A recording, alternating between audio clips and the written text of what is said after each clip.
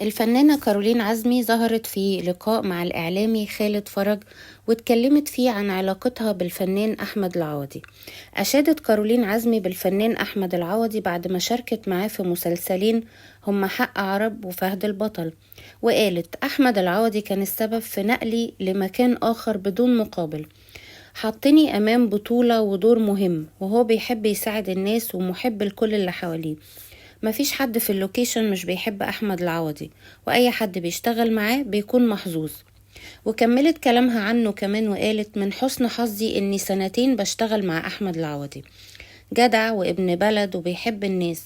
وردا على الانتقادات اللي تعرض ليها أحمد العوضي بسبب المسابقات اللي بيعملها على صفحته، قالت كله دلوقتي بيعمل مسابقات، محدش هيدفع ملايين عشان الناس تشوفه.